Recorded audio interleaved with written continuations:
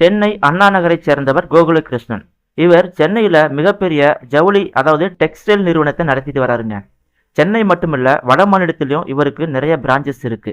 மிகப்பெரிய பணக்காரரான கோகுலகிருஷ்ணன் சென்னை அண்ணா நகர்ல ஒரு ஆடம்பர பங்களாவில் வாழ்ந்துகிட்டு வராரு. கோகுலகிருஷ்ணன் தன்னுடைய மனைவி கோகிலா, மகள் பிரீத்தி, மகன் அகிலேஷுடன் அந்த பங்களாவில் சந்தோஷமா வாழ்ந்துகிட்டு வராரு. மகள் பிரீத்தி என்ன பண்றாங்கன்னா ஃபேஷன் டிசைனிங் முடிச்சுட்டு அப்பாவுக்கு ஹெல்ப்பா பிசினஸ்ல இருக்காங்க.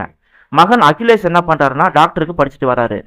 அடிக்கடி பிசினஸ் விஷயமா வெளியே போயிட்டு வர பழக்கம் கோகுலகிருஷ்ணனுக்கு இருக்குங்க. இப்படி ஒரு டைம் வெளியூருக்கு போயிட்டு வரும்பொழுது கூடவே ஒரு இளம் பெண்ணையும் கூட்டிட்டு வந்துடுறாரு. இதை பார்த்த கோகுலகிருஷ்ணனோட குடும்பத்தார் பயங்கர அதிர்ச்சி அடைகிறாங்க. யார் இந்த இளம் பெண், எதுக்காக வீட்டுக்கு கூட்டு வந்திருக்கீங்க அப்படின்னு சொல்லி கோகுலகிருஷ்ணனோட மனைவி கேட்கறாங்க. இந்த இளம் பெண்ணை நான் காரைக்குடியிலிருந்து கூட்டு வந்தேன். பிசினஸ் விஷயமா காரைக்குடிக்கு போகும்போது இந்த இளம் பெண்ணை சந்திச்சேன். இந்த பெண்ணு பேரு இந்துமதி. பாவம், அவளுக்கு அப்பா அம்மா கிடையாது, ஒரு அனாதை. ஏதாவது வேலை ஏற்பாடு பண்ணித்தாங்கன்னு சொல்லி என்கிட்ட கேட்டாங்க. நான் தான் வீட்டு வேலைக்கு நம்ம வீட்டுக்கு கூட்டு வந்தேன் அப்படின்னு சொல்றாரு. ஆனா கோகுலகிருஷ்ணனோட மனைவி கோகிலா என்ன பண்ணிட்டாங்கன்னா, நம்ம வீட்டுல தான் ஏற்கனவே நிறைய வேலைக்காரங்க இருக்காங்களே, அப்புறம் எதுக்கு இந்த பெண், நமக்கு வேண்டாங்க, இந்த பெண்ணை திருப்பி அனுப்பிச்சிடுங்கன்னு சொல்லி கேட்கறாங்க. இல்லம்மா, நான் வேலை தரேன்னு சொல்லி நம்பிக்கை கொடுத்து கூப்பிட்டு வந்துட்டேன். இப்போ வேண்டான்னு சொல்லி திருப்பி அனுப்புனா அது நல்லா இருக்காது அப்படின்னு சொல்றாரு. இருக்கிற வேலைக்காரங்களோட இருந்துட்டு போட்டுமே, பாவம் அப்பா அம்மா இல்லாத பொண்ணு, பாவம்னு சொல்லி ஒரு வழியா தன்னுடைய மனைவியை சம்மதிக்க வைக்கிறாரு கோகுலகிருஷ்ணன்.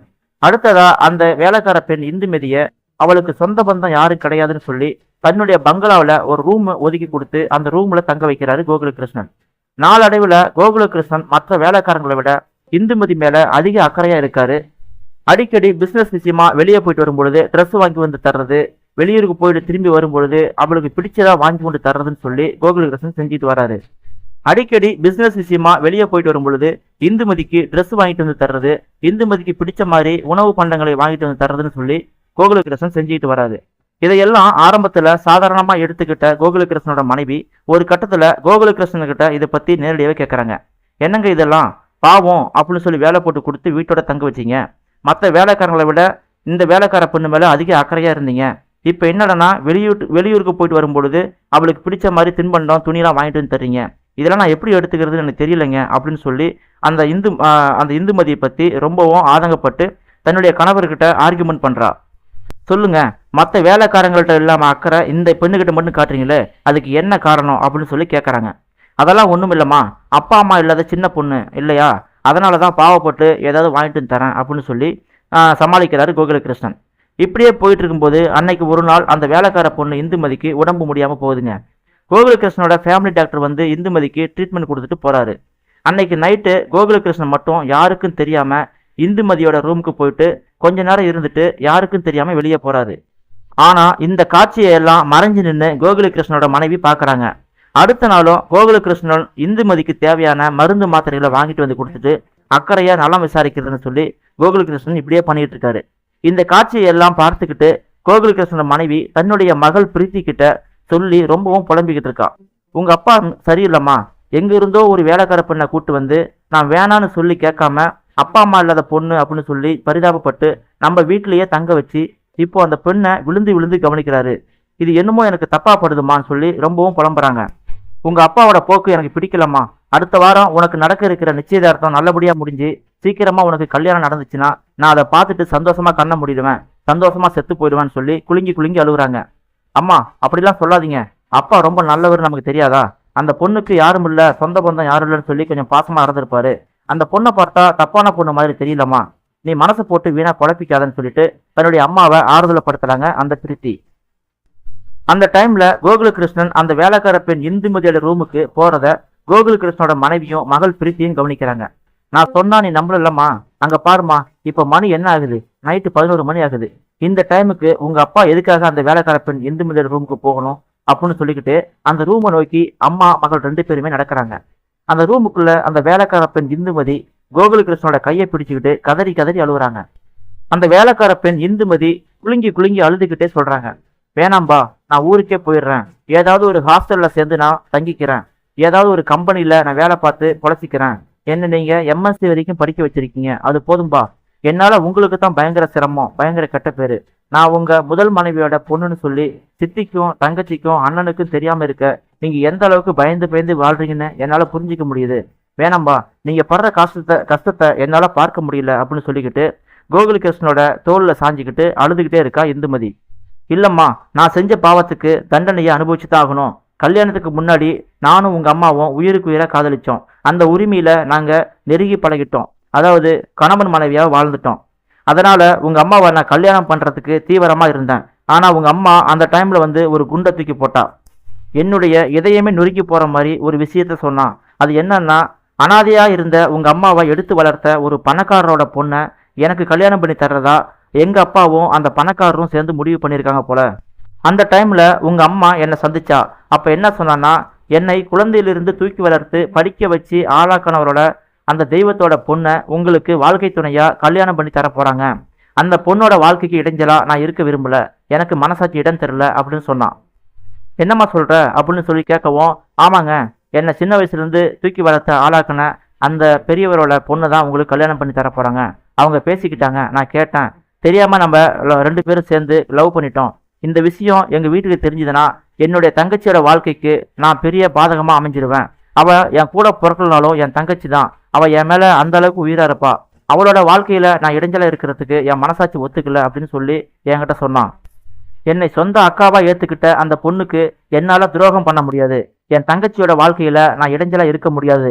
அதனால என்னை மறந்துடுங்க, எங்க தங்கச்சியை கல்யாணம் பண்ணிக்கங்கன்னு சொல்லிட்டா அந்த மகராசி. அதுக்கப்புறம் நான் எவ்வளவோ சொல்லி பார்த்துட்டேன். அவ முடியவே முடியாதுன்னு சொல்லி திட்டவட்டமா மறுத்துட்டா. அனாதையா இருந்த தன்னை எடுத்து வளர்த்த காரணத்துக்காக தன்னுடைய வாழ்க்கையையே தியாகம் பண்ணிட்டா அந்த மகராசி. எனக்கும் வேற வழி தெரியாம உங்க அம்மாவோட பேச்சை மீற முடியாம நான் எங்க அப்பா பார்த்த பெண்ணையே கல்யாணம் பண்ணிக்கிட்டேன். அதுக்கு அப்புறம் தான் எனக்கு தெரியும், நானும் உங்க அம்மாவும் நெருங்கி பழகினதால உங்க அம்மா கர்ப்பமாயிட்டான்னு. அதுக்கப்புறம் அவளை சந்திச்சு என்ன நடந்தாலும் பரவாயில்ல, நான் உன்னை எங்க வீட்டுக்கு கூட்டு போறேன்னு சொல்லி ரொம்பவும் பிடிவாதம் பண்ணேன். ஆனா அவ முடியவே முடியாதுன்னு சொல்லிட்டு ஒரு கட்டத்துல எனக்கே தெரியாம கண்காணாத இடத்துக்கு போயிட்டா. நானும் அவளை தேடாத இடம் இல்ல, தேடாத ஊர் இல்ல. ரொம்ப நாள் கழிச்சு அவ ஒரு அனாத ஆசிரமத்துல இருக்கான்னு சொல்லி கேள்விப்பட்டு அங்க போய் பார்க்கும் பொழுது அங்க ஒன்னை மட்டும் கொடுத்தாங்க. உன்னை பெத்து போட்டுட்டு அந்த அம்மா செத்து போயிட்டாங்கன்னு சொல்லி அங்க உள்ளவங்களாம் சொன்னாங்க. உன்னை என் கையில கொடுத்துட்டு இன்னொரு கையில உங்க அம்மாவோட போட்டோவை மட்டும்தான் கையில கொடுத்தாங்க. அந்த மகராசிக்கு செஞ்ச துரோகத்துக்கு நான் தண்டனை அனுபவிச்சுதான் ஆகணும். எந்த தண்டனையும் செய்யாம எங்களுடைய காதலுக்காக பிறந்த உன்னை தண்டிக்கிறதுல எந்த விதத்துல நியாயமாகும்? அதான் உன்னை நம்ம வீட்டுக்கே கூட்டு வந்துட்டேம்மா அப்படின்னு சொல்றாரு கோகுலகிருஷ்ணன். இதையெல்லாம் ஜன்னல் வழியா மறைஞ்சு நின்று கேட்டுட்டு இருந்த கோகுலகிருஷ்ணன் மனைவிக்கும் அவரோட மகள் பிரீத்திக்கும் பயங்கர ஷாக்கா இருக்குங்க. இப்படியே போயிட்டு இருக்கும்போது அடுத்த 5வது நாள்ல கோகுலகிருஷ்ணனோட பொண்ணு பிரீத்திய பெண் பார்க்க ஒரு பணக்கார வீட்டு குடும்பத்திலிருந்து வந்திருக்காங்க. மாப்பிள்ள ரொம்ப லட்சணமா ஹீரோ போல இருக்காரு. அடுத்ததா கல்யாண பொண்ணை கூட்டிட்டு வந்து நமஸ்காரம் வாங்கிக்கோன்னு சொல்லி ஐயரு சொல்றாரு. கோகுலகிருஷ்ணனோட மனைவி கல்யாண பொண்ணை அலங்காரம் பண்ணி கூட்டிட்டு வராங்க. கல்யாண பொண்ணை பார்த்த கோகுலகிருஷ்ணனுக்கு பயங்கர அதிர்ச்சியா இருக்குங்க. அதே டைம் ரொம்பவும் மகிழ்ச்சியா இருக்கு. ஏன்னா அங்க கல்யாண பொண்ணு கோலத்துல வந்திருக்கிறது அந்த வேலைக்கார பொண்ணு இந்துமதி. உடனே கோகுலகிருஷ்ணன் எழுந்து போயிட்டு தன்னுடைய மனைவி கிட்ட, என்னம்மா இதெல்லாம், இது எப்படி நடந்துச்சு, எனக்கே ஒன்றும் புரியலே அப்படின்னு சொல்லி ஆச்சரியமா குழப்பமா கேட்கிறாரு.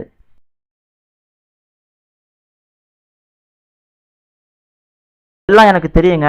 நீங்களும் இந்துமதியும் அன்னைக்கு ரூமுக்குள்ள பேசிக்கிட்டு இருந்ததை நானும் பிரீத்தியும் கேட்டுட்டோம். என்னோட அக்கா செல்வி ரொம்ப நல்லவ. அவளை பத்தி எனக்கு ரொம்ப நல்லாவே தெரியும். என்னுடைய வாழ்க்கை நல்லா இருக்கணும்னு நினைச்சு தன்னுடைய வாழ்க்கையை தியாகம் பண்ணிட்டா. ஆனா அவ கல்யாணம் ஆகாமலேயே கர்ப்பமாயிட்டான்னு சொல்லி எங்க சொந்த பந்தம் அப்பா எல்லாருமே அவளை அவமானப்படுத்திட்டாங்க, அசிங்கப்படுத்திட்டாங்க.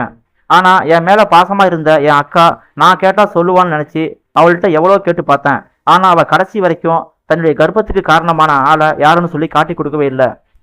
உடனே என்னுடைய சொந்த பந்தம் எல்லாருமே நாயை குளிப்பாட்டி நடுவீட்டில் வச்சாலும் அது புத்தியை காட்டதானே செய்யுன்னு சொல்லி என் அப்பா மனசையை மாற்றி எங்கள் அக்காவை வீட்டை விட்டு வெளியே துரத்திட்டாங்க. அவள் எங்கே இருக்கான்னு தெரியாம நானும் தேடி தேடி அலைஞ்சு பார்த்தேன். கடைசி வரைக்கும் அவளை கண்டுபிடிக்க முடியல. ஆனால் அன்னைக்கு நீங்கள் இந்துமதி கிட்ட சொல்லும் போது தான் எனக்கே எல்லா உண்மையும் தெரிஞ்சுது அப்படின்னு சொல்லிட்டு தன்னுடைய அக்காவை நினச்சி கண்கலங்கரா கோகுலகிருஷ்ணனோட மனைவி கோகிலா. கோகுலகிருஷ்ணனும் தன்னுடைய மனைவி கையை பிடிச்சிக்கிட்டு பயங்கரமாக அழுகுறாருங்க. சரி விடுங்க, கல்யாணத்துக்கு முன்னாடி செஞ்ச தப்புக்கு நீங்க என்ன பண்ண முடியும்? சந்தர்ப்ப சூழ்நிலை உங்களை அப்படி பண்ண வச்சிருச்சு. என்ன ஒண்ணு, நமக்கு கல்யாணம் பண்ண உடனேயே இந்த விஷயத்த நீ சொல்லியிருந்தீங்கன்னா என் அக்கா மகள் இந்துமதியை தூக்கிட்டு வந்து ராணி மாதிரி வளர்த்திருப்பேன். அவளை அனாத ஆசிரமத்துல வளர்க்க விட்டுருக்க மாட்டேன் அப்படின்னு சொல்லி அந்த பெண்ணை உச்சி முகர்ந்து முத்தம் கொடுக்கறத பாக்குறத அந்த கோகுலகிருஷ்ணன் ஆனந்தமா கண் கலங்குறாரு. என்னதான் இருந்தாலும் பிரீத்திக்கு முன்னால பிறந்த என் அக்கா மகள் இந்துமதிக்கு தான் நான் முதல்ல கல்யாணம் பண்ணி வைக்க போறேன். ஏன்னா இந்துமதி என் அக்கா மகள் இல்ல, என்னுடைய மூத்த மகள் அப்படின்னு சொல்லிக்கிட்டு கோகுலகிருஷ்ணனோட மனைவியும் அவரோட மகள் பிரீத்தியும் இந்துமதிய மணப்பெண்ணை அலங்கரித்து மாப்பிள்ளைய பார்க்க கூட்டிட்டு போறாங்க. இந்த வீடியோவை பத்தின உங்களுடைய கருத்துக்களை கமெண்ட் பாக்ஸ்ல மறக்காம தெரிவிங்க. இது போன்ற சுவாரஸ்யமான செய்திகள், உங்கள் மனதை நெகிழ வைக்கக்கூடிய நெகிழ்ச்சியான சம்பவங்கள், உங்களை உறைய வைக்கக்கூடிய உண்மை சம்பவங்களை பற்றி நீங்கள் உடனுக்குடன் தெரிந்து கொள்ள வேண்டும் என்றால் நமது சேனலை மறக்காமல் சப்ஸ்கிரைப் பண்ணிக்கொண்டு கூட வேற பெல் சிம்பலை கிளிக் பண்ணிக்கொண்டு நமக்கு ஆதரவு தாருங்கள். தேங்க்யூ ஃபார் வாட்சிங்.